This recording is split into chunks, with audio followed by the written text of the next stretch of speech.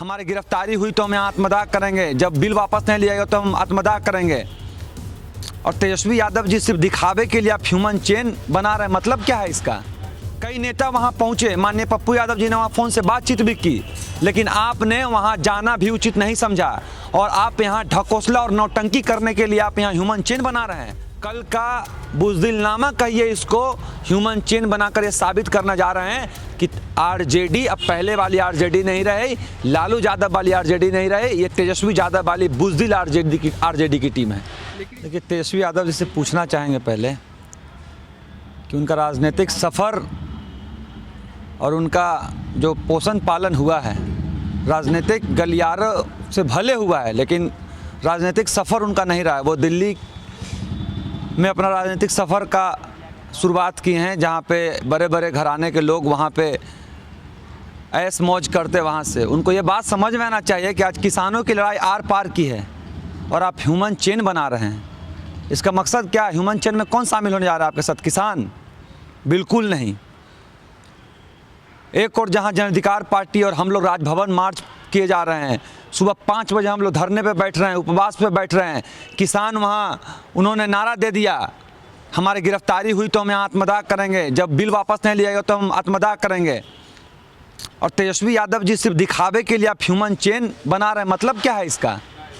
Human chain तो सरकार बनाती है अपने समर्थन में लोगों को एकजुट करने के लिए। आपके ह्यूमन चेन का मतलब हम क्या समझें? तेजस्वी यादव जी अगर आप सही मायने में विपक्ष के और विपक्षी दल के नेता हैं तो आपको एक बात स्पष्ट तौर पे समझना चाहिए कि अब ये लड़ाई सिर्फ किसानों की लड़ाई नहीं रही, ये युवा, छात्र और मजदूरों की भी लड़ाई रही है। और इसके लिए हम लोग तो दिल्ली कूच कर रहे हैं। आप तो दिल्ली में थे, आप एक दिन भी दिल्ली में किसानों के पास क्यों नहीं गए? भाई, आपसे मेरा सवाल है। आप मानते हैं कि आप लालू जी को देख रहे थे?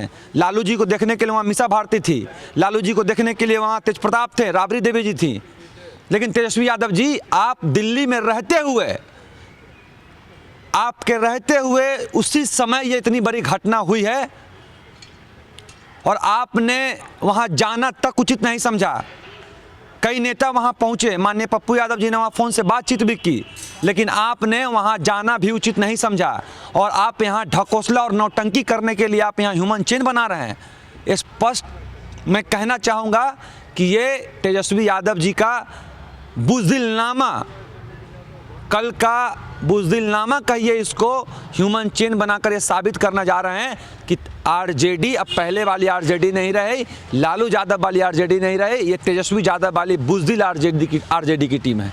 लेकिन इसमें कल तो ह्यूमन चेन लगा रहे हैं तो कहीं ना कहीं किसानों का तो समर्थन कर रहे हैं, तो फिर आप इतना हमला क्यों बोल रहे हैं? देखिए, किसानों का हम फिर बता रहे हैं, आज 84-85 दिनों से आज दिल्ली के गाजीपुर बॉर्डर पे और अन्य बॉर्डरों पे किसान वहाँ अपने आखिरी पड़ाव में 26 जनवरी को जब एक तरफ किसान परेड कर रहे थे, जवान परेड कर रहे थे, एक तरफ किसान परेड कर रहे थे, वो आखिरी था। जिस तरह से उस दिन उनकी हत्या करने की किसानों की कोशिश की गई, ज़बरदस्ती जबरन गिरफ्तारी करने की कोशिश की गई और किसान किस तरह से वहाँ रो रहे थे। और आज आपकी नींद खुली है तेजस्वी जी कि आप सिर्फ आज खाना पूर्ति के लिए एक ह्यूमन चेन बनवा रहे हैं। किसानों का समर्थन का मतलब था आपके सांसद, आपके विधायक दिल्ली कूच करते, आप खुद दिल्ली में थे, आप दिल्ली में रहते हुए किसानों का समर्थन वहाँ नहीं उतरे।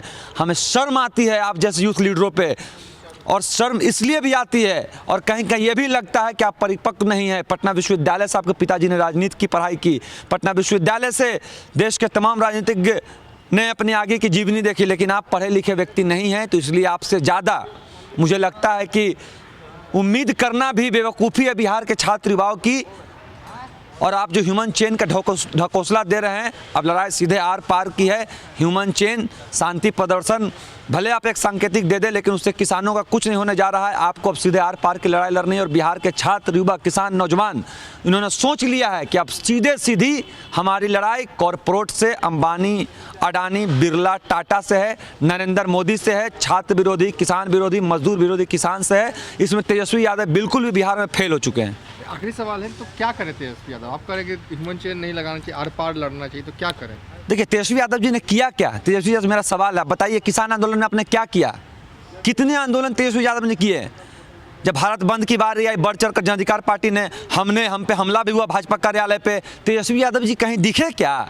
इतने दिन लालू जी की तबीयत तो नहीं खराब थी, आप बिहार में थे, आप अन्य मुद्दों पे बोल रहे थे, आप किसान पे कहाँ बोल रहे थे? आपको तो किसान सर्वप्रथम, आप किसान के पौत्र हैं, आप किसान के बेटे हैं, आप उनके पुत्र हैं, आपको सर्वप्रथम पहला बयान किसान के इस भारी भरकम चल रहे मुद्दा पे देना चाहिए था। लेकिन तेजस्वी यादव जी चुप्पी साधे हुए थे। आज शर्म के मारे जब देख रहे हैं कि बिहार में सभी दल और पूरा देश किसान के नाम पे एकजुट है, तो राजनीतिक साधने के लिए आप सिर्फ और सिर्फ ये ह्यूमन चेन बना रहे हैं। और इसमें तेजस्वी यादव भी जानते हैं कि इस ह्यूमन चेन का उन पे सरकार पे कोई प्रभाव नहीं पड़ने जा रहा। जो लड़ाई आर पार की है, तो सड़कों पे उतरने की बारी है, जेल भरो आंदोलन करने की बारी है, राजभवन घेरने की बारी है, मुख्यमंत्री आवास घेरने की बारी है। तो ये खाना पूर्ति के लिए आप यहाँ पे ह्यूमन चेन बनाकर जनता को और किसान को बेवकूफ़ बनाने का काम कर रहे थे तेजस्वी यादव जी।